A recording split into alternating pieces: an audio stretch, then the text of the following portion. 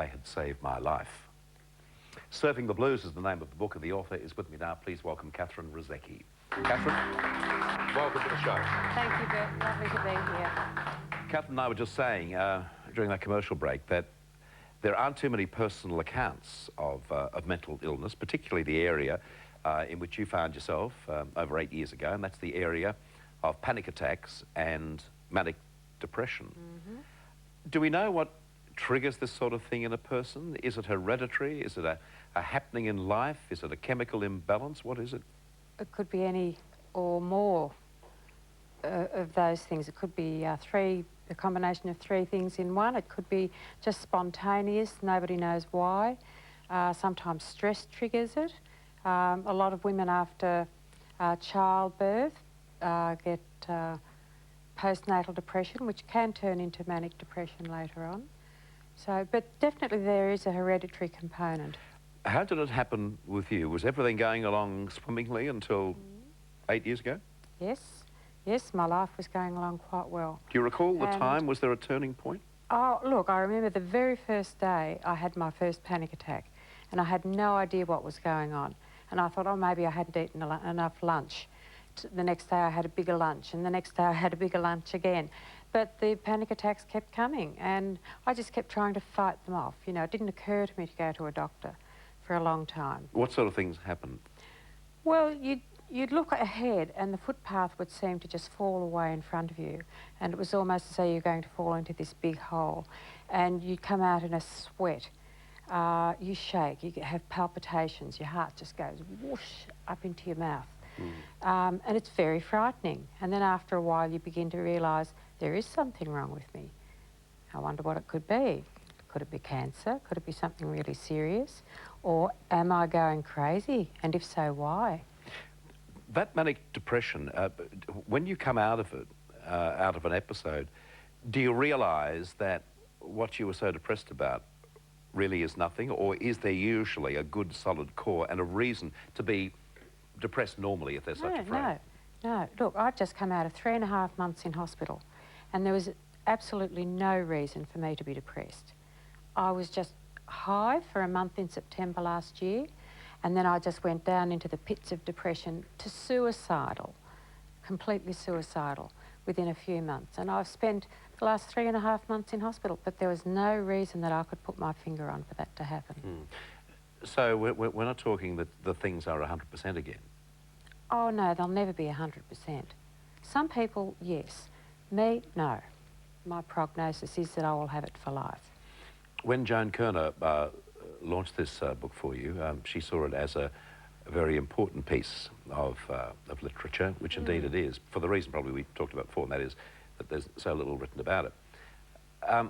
How do you, when you're well, you know, I'm using all the wrong terms probably, but you know what I mean. Doesn't matter. When you're feeling okay, what happens then? What's the major difference? Do you look back on the episode, say the depression that you hit in recent times, and want to kick yourself and think, well, everything is okay? I wouldn't say I want to kick myself by any means. I cursed the illness for a little while because it's taken my life away for X number of weeks or months. But after I've stopped feeling sorry for myself, I just decide, well, it's time to get on with work. And once you get back into the swing of things, in going to work and, you know, preparing meals and doing whatever you have to do. And you're now a counsellor, aren't you? Well, I am now, yes. In the last 2 years I studied counselling. But I'm not doing that just at the moment, even though I did it part-time last year. But this year, no, I have to be, you know, mentally 100% stable before I can take other people's problems on. Are there drugs that can help you out? Lithium is very, very good. Antidepressants for when you become depressed. When you become manic, there's, well, I call them anti-manic pills for the sake of the listeners. Your marriage stayed together, although obviously it would have to be shaky for a while, wouldn't it? Oh, very shaky. I actually left home at one stage. What about your husband? Was he supportive? At times, no. At times, yes. He went into a state of denial for a long time, and he just couldn't believe that it was mental illness. He didn't want to believe that. That was too difficult. Sort of then working on a car, is that one of the things that he does? He just likes to potter Yeah. around, yeah. Sometimes he buys a car for someone in the family and just restores it. What did you do to your two daughters? What age are they? Tanya's 22, Natalie's almost 25. Well, they would have been teenagers when it first hit you. 13 and 15. Mm. Did they it was cope? very, very difficult for them. They did cope, but it was difficult. I'm very lucky insofar as they were never embarrassed by my being mentally ill. And they used to still bring all their friends in, which I liked. And everyone knew that I was mentally ill. And, you know, I wasn't embarrassed, they weren't embarrassed. And I think that was good. Is it a day-at-a-time situation? Basically, yes. Yes, I can be fine one day, down the next, up the next. And I'd say I waver between 20% below normal and 20% above normal all the time. Mm. Yeah. And you've got it for the rest of your life. Mm. So I suppose the bottom line is how you accept that and how you cope with it. Well, I do accept it.